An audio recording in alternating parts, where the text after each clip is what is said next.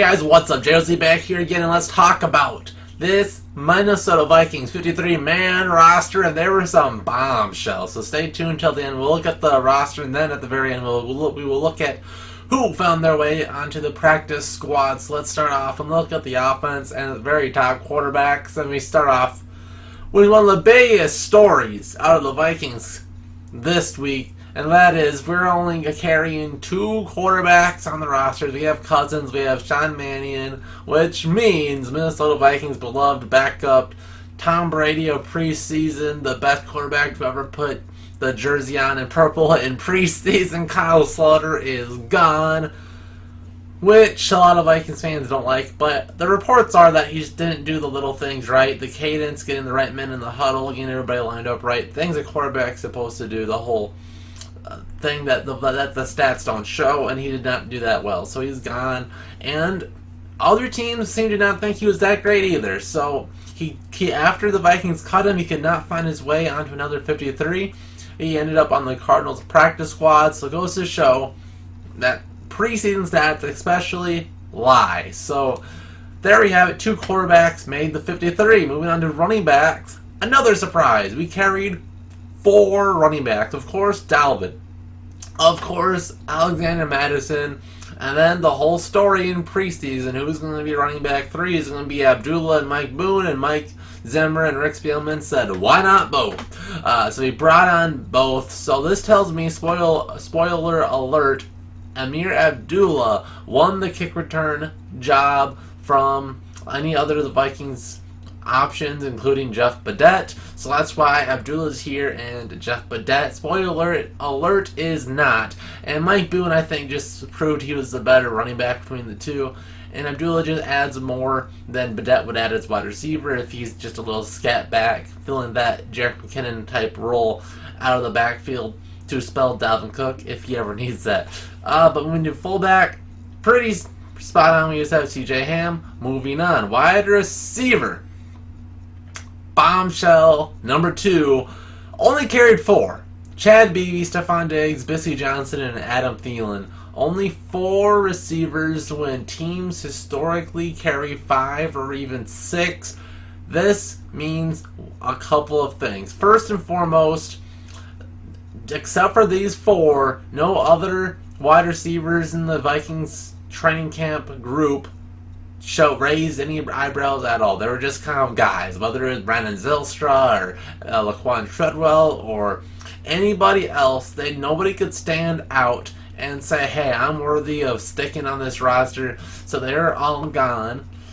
But 2, we aren't going to be using a whole lot of wide receiver sets, or it's going to be a whole lot of tight ends, especially when we have guys like Irv Smith and Kyle Rudolph that are more receiving tight ends anyways.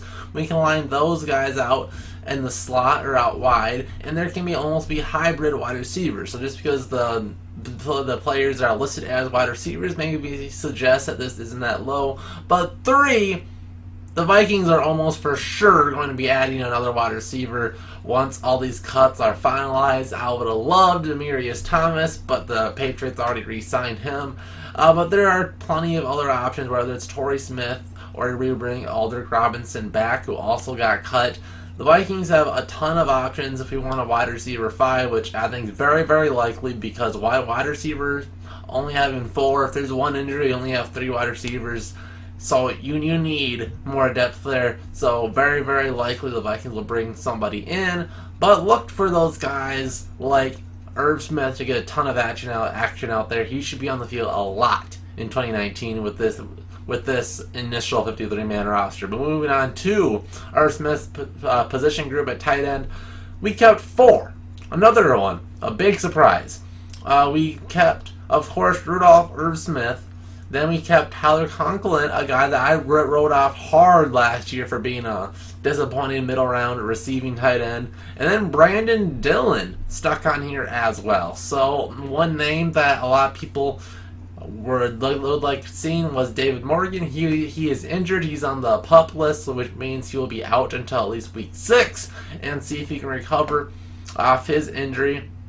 which means at that point the Vikings would most likely send Brandon Dillon probably down, probably to the practice squad, but we will have to make some moves at that point. And David Morgan will most likely still be on the team. But a lot of these guys sticking on it instead of those wide receivers really goes to show how lackluster those receivers were and how a guy like Brandon Dillon could come out of nowhere and snatch a spot on the roster. Moving on to this offensive line, starting off as center. No surprise, we have Garrett Bradbury, Brett Jones are the two listed centers, and of course Pat Elflein would most likely be penciled in at center too, because that's probably the second best center on the team. But moving to guard, Dakota Dozier, Pat Elflein, Josh Klein, Drew Samia. No surprise here. Look, if Josh Klein, who's been an average at best offensive guard, struggles, look for Drew Samia to steal his spot in the middle of the season. That one is a position battle to keep watching as the season goes on. Moving to offensive tackle. No real surprise here, except one guy that somehow made it on. And Rashad Hill, Brian O'Neill, Riley Reif were the three that were going to stick.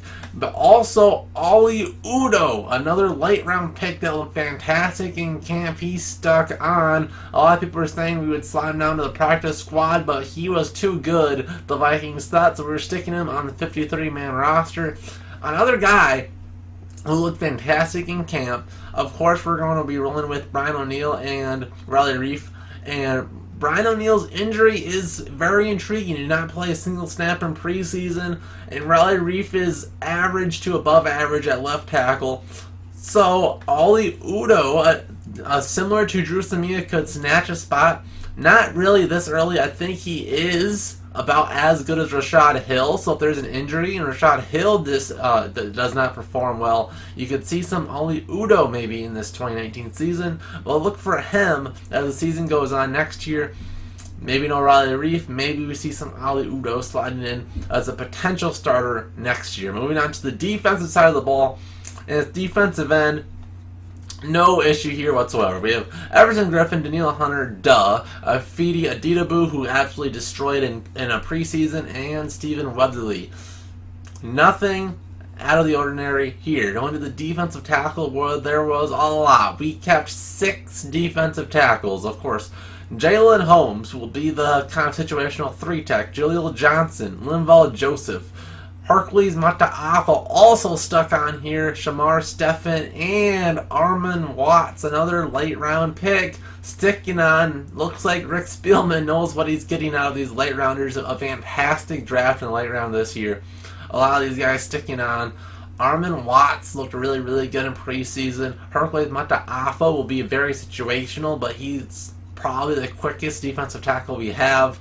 So if we can get some pressure out of them, that would be great. So really good there, but it's a lot of depth at defensive tackle and not a whole lot will play. I do think Mike Zimmer will do his rotation and will keep these guys good and healthy, and they'll be full of energy when they're out on the field. So guys like big man Linval Joseph won't get too tired out there on the field, and we should get the best out of our players. But moving on to the linebacker group, we have, of course, Anthony Barr, Eric Kendricks.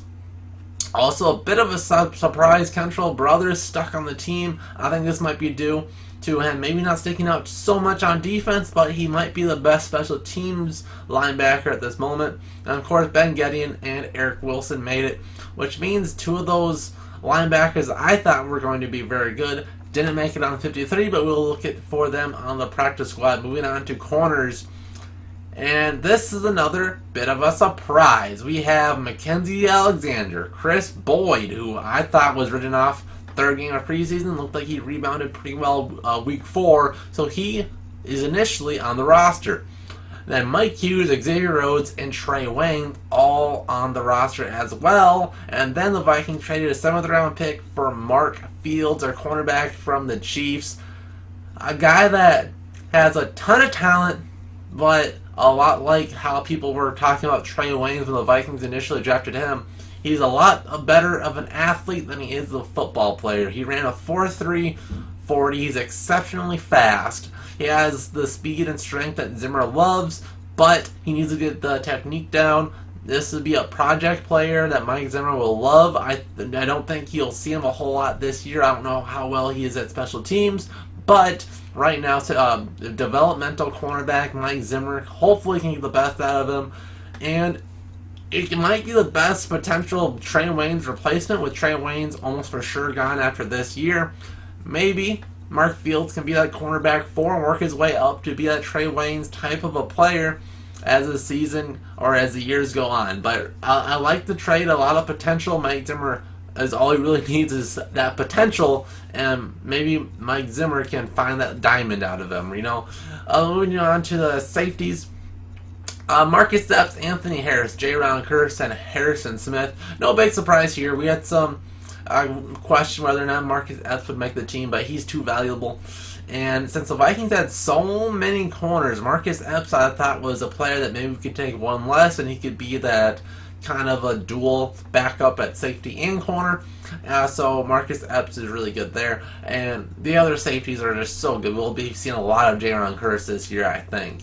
And then the biggest bombshell, maybe, for a lot of fans, is in special teams, where you see a guy like Dan Bailey, Matt Wild, who initially made it, we'll talk about that in a little bit, and Austin Cutting, the rookie long snapper, making the team, which means Corey Vedvik, the guy we just traded a 5th-round pick, only lasted 21 days with the Vikings and already left, got cut, and already got claimed by the Jets, who are also looking to trade for him, by the way. So now he's a Jet, not a Viking, so the Vikings just flushed that 5th-round pick down the drain and sent a little thank you note to the Ravens for their new pick in the 5th round. So the Vikings, no Corey Vedvik, no potential kicker, punter, dual threat to special teams ace. He's gone, which means Dan Bailey, Austin Cutting, and not Matt Wild either. The Vikings cut him after the initial 53 because, let's face it, he kind of sucks at holding. So they brought in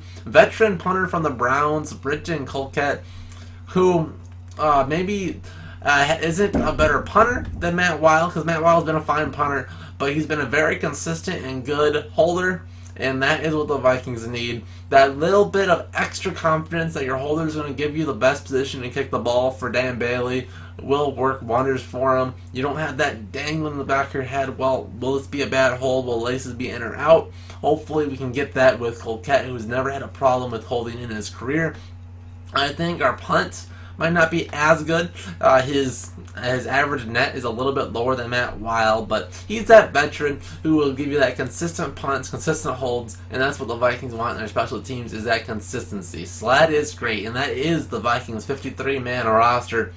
So let's look at the players that didn't quite make it, but landed on the practice squad, so they're sticking in with the Vikings. Starting off with one of the fans' favorite Vikings, maybe if Kyle Sloter was the best, this is the second best preseason warrior for the Vikings in 2019, and that's Kari Blasingame, the extremely talented fullback who had a ton of great plays, making the practice squad. And look for Blasingame, with maybe CJ Ham looking for more money next year, to be the Vikings fullback moving forward next year.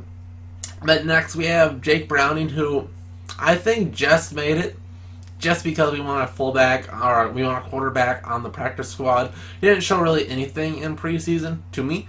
But the Vikings need that third arm for practice, so he's made it.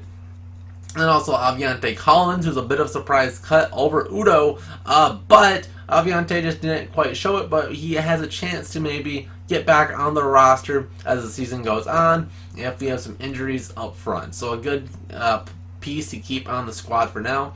A potential wide receiver 5 is Davion Davis and Dylan Mitchell. Both didn't stand out a whole lot in preseason, but hey, maybe throughout the season goes on, they could land. If the Vikings can't get anybody else, look for them to make their way on the 53-man roster. Linebacker Devontae Downs looked really good in preseason, so he landed on the practice squad. Defensive end Stacy Keeley. A bit of a surprise here. A lot of fans wanted Carter Schultz to make it on the practice squad, but they went with Keeley.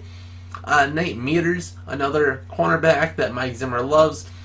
And Cameron Smith, another young linebacker that the Vikings got, I believe a 5th-round rookie this year, and looked really good in camp, and I thought would make it over Kentrell Brothers, but maybe Brothers was a better special teamer.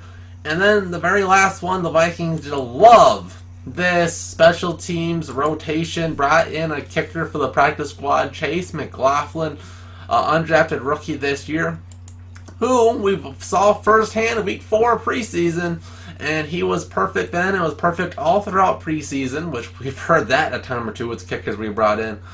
He was 3 for 3 with field goals and 5 for 5 on PATs in preseason. So, if the Vikings coaching staff finds a way to not ruin him, maybe the Vikings found a kicker for the future. I thought it was absolutely insane that the Vikings didn't bring an undrafted kicker to compete with Dan Bailey this camp. I thought that was basically inevitable. And now, for some reason, the Vikings bring one onto the practice squad. Just seems like a mess. But hey, if Dan Bailey struggles for whatever reason, or if he gets hurt, which he's had a little bit of a history of, we could bring a kicker that knows the system, I guess, if that matters for kickers. But there we have it, the full 53-man roster and the full 10-man practice squad. Who was your surprise cut off the 53-man roster, and who was your favorite addition to the practice squad? Give me your thoughts in the comment section down below, and see you guys in the next JOZ Vikings video. See you guys then.